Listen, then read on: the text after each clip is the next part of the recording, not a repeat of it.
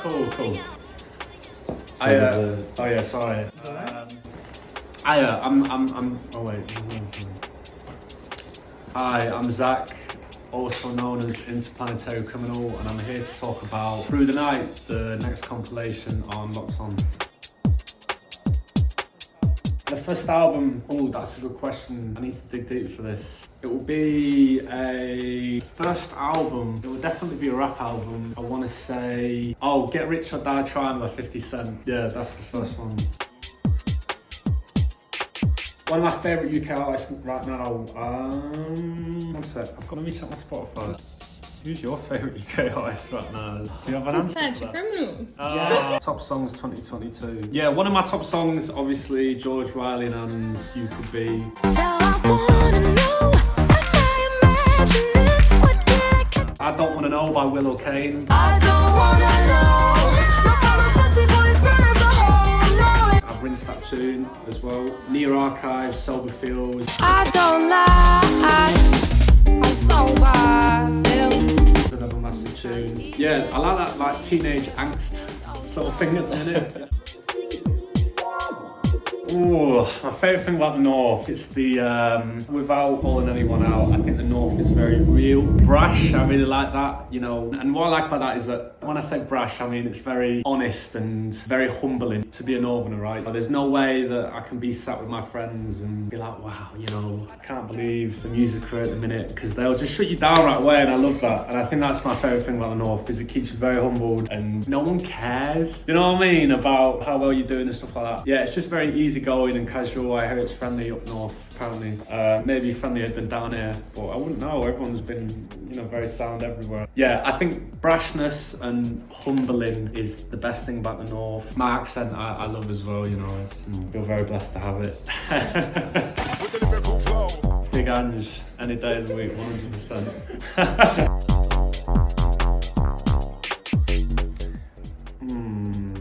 I've got a good record by, I think it's a Danish geezer, could be wrong, but it's by Rude Boy and it's called Restless.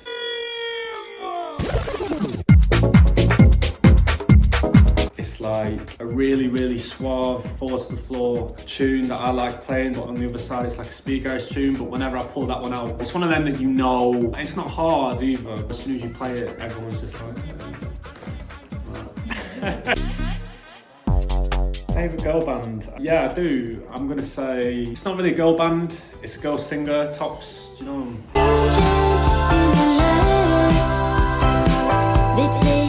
really like them. They were like I listened to them every morning when I lived in Leeds. I was driving in Sam's car the other day, my best mate, and he put them on the drive home, and I remember just having this really sentimental feeling listening to that album, just because we listened to it every day.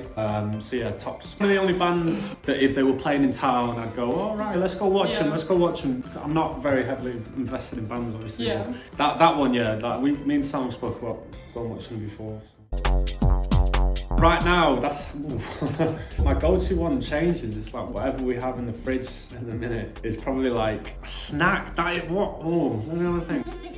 I was dying for the other day, this M&S sandwich, and it's prawn, and it says on it it's like the best prawn sandwich they've ever made. Yeah. Unreal. And that's a snack to me, because I can have that and then have my tea. Cheese and onion, Walkers every day. Yeah.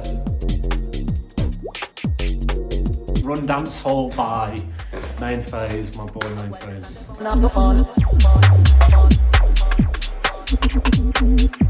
That tune's sick, and it's just got so many elements in it that I think that a lot of the new producers have are influenced by. It's got a really sick ragga vocal, and it was released on EC2A, which is an amazing label as well, but it's just really, really, really sublime, I think is a good word to put it. But it's one of my favourite tunes he's ever done, and no one really mentions it, no one really plays it out. Maybe it's not a good tune, but it kind of is. But yeah, that tune's sick, and that was like the first one that came to mind as well. But yeah, big tune.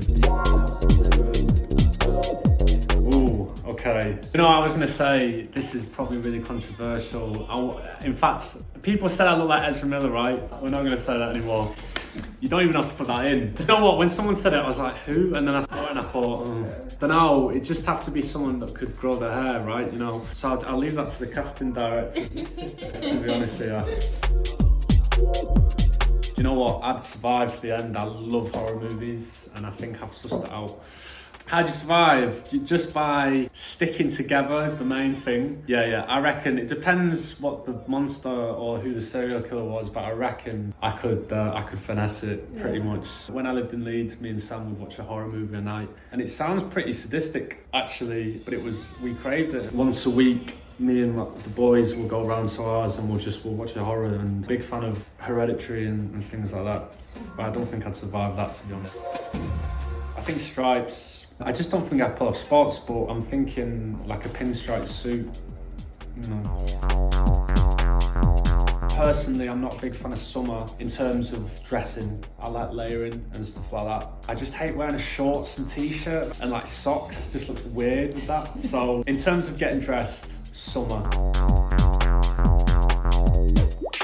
Best gift I ever received. I got a few. I got this ring from Black Butter the other day. Look at that. It's like Anna Lomax. It's sick. So if anyone wants to get me a ring, do you know what I mean? My Adam name phase again, just mentioned, bought me a record. The Jumper, big, you'll know the ones by Mass Medium, I think, the remix.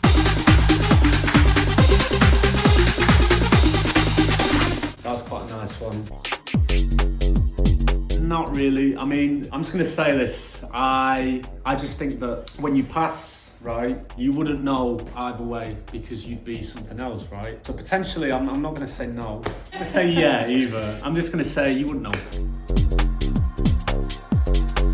Oh, ooh, yeah. Oh my God, yeah. I once had this guy come in and everyone was scared of him. Our customer clientele there was people that had money, and there's people that had new money, right? Then there was like people that would, I think, could be up to some naughty things. That's fine, you know. This one guy came in, and I remember he loved my manager, and she wasn't in, so I was acting manager for the day. And he was very brash, that's fine, you know. But I remember I charged him for something. Oh God, you know, it was partly my fault. But then I was trying to get the money back, and he was kind of chatting, and I really didn't want to ask him because you give off kind of a hostile vibe. I asked him again mid-conversation, and he kind of snapped at me and was like, "I'm doing it, just relax." And I was like, whoa. I was just like, sorry, you know, I need the money back though. And then he just looking at me in my eyes, paid the money, and then just blanked me there and then while I was doing this transaction for him. And he was calling me like a dickhead and stuff like that. And I was just like, oh, well, look, I don't think the owner would be happy if he knew you weren't giving money back. And he was like, tell the owner he's a dickhead as well.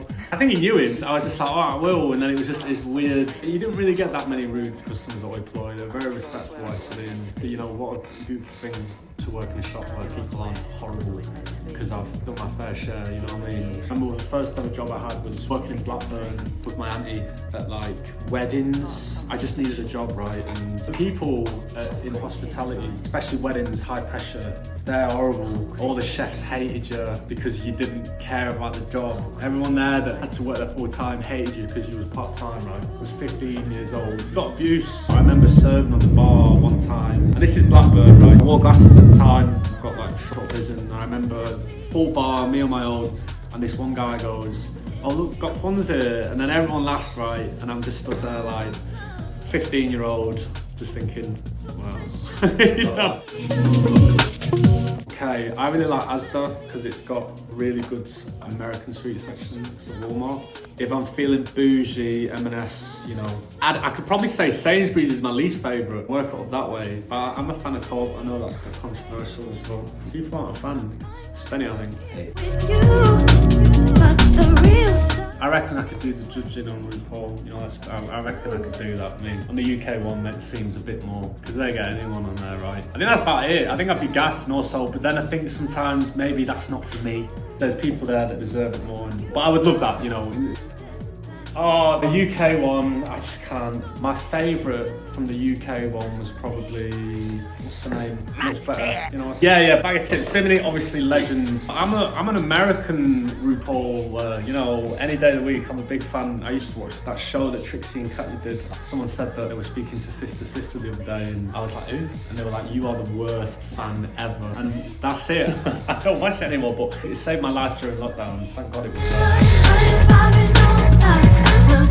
Oh no, do you know what? It's amazing, obviously, you know, and it's opened up this door of opportunity. And I remember the week that I got the #1, I was just treating myself because I thought, you know, I've got number one, right? So you were upgrading tickets to first class and stuff like that, feeling a bit bougie. It's weird. Do you know what? I thought it would feel different actually to how it does. But this is the thing nowadays, number one feels accessible, right? And it's amazing. I feel like it's a really cool achievement. To be honest, I don't really think about it as much as you would think you would. Do you know what I mean? But obviously, like, it's sick. Yeah, I mean, I'm gassed for it. And, you know, it was the first thing where I really felt like my music career was accessible to nearly every single person that I knew, because you've got this big achievement now and people didn't care before. Like, why would you? You're not in this scene. And this was the thing that made them think, oh, he must be doing all right. It's a cool little achievement, but it'll be last year's thing, that. I mean, to be honest, yeah, the B.O.T.A thing is insane. I remember when it was like big on TikTok, and I remember that was a really funny thing. All my mates would be like, it would just be, I think that era, like I say it's era, but I mean that moment of it almost getting to number one, it being in the charts, right, was so magical in terms of like, I felt like it brought so many people together. It was a really, really amazing thing. Everyone rooting for this one tune that's like broke through the underground.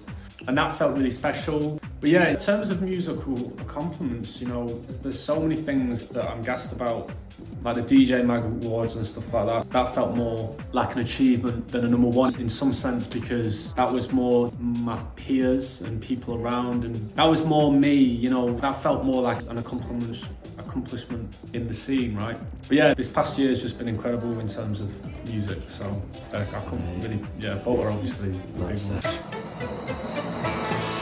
I'm not a great cook, to be honest, but if I could cook, I think starters we're talking maybe like a bruschetta, something a bit classy. And then for a main, I'd probably do something like some sort of steak with all the trimmings and like nice potatoes, garnish, something. But like proper fancy, this is if I could cook. And then for dessert, it would be something quite rich, I think. What's a good dessert? But you know when they do like the sugar and you break it and stuff like that? It'd be a very, very traditional menu, I think. That's what I love. I go out for dinner a lot, and yeah, it'd be that, you know, I don't want to go too, I don't know if bruschetta works in that sense. But you know what? It's my day, so. Probably like karaoke or something, which I'm not great, but I hear that's great, you know what I mean? Espresso martini. If I wasn't a DJ, I'd probably still be working an employee in Manchester right now. Probably general manager, right? I think I'd do something proper mundane, try and get the money, try my hardest, but you know, I'm not a good studier, so I'm in music, right? Probably fashion is the next best thing, but not making anything, selling it or being like a brand ambassador. I think I actually thought about doing that for a little while. Yeah, boring though. I'd probably collaborate with my best mate, Sam at Don't, which we have already. We did the big Ange teas together, right? Which was sick, and without sounding biased, best brand in the north, you know what I mean? Shout out Sam. He's designed the compilation as well, that's sick, you know, to be doing this with your best mate is amazing. Yeah, so buy Don't, people. I'd probably say, there's a few. I got, if you're going to talk about the streets, I think the first album is the one, and this is going to sound like a really boring answer, but Has It Come to This is just sick. Original pirate material, listen to the streets, lock down your aerial. Has it come? An emotional and a really good introduction to that album, actually. I actually really like Fit But You Know It. I'm not a Headsy Streets fan in that sense. I like the bangers, so I'm going to say those two. So special to me. So apart from the people, obviously, I like the optimism and the appreciation of the scene right now, and I like that it's very exciting time, and it feels like, without sounding a bit too cringe, that they believe in people in the right way. That's what I like about it. The music industry can be cutthroat, but just feels sound here.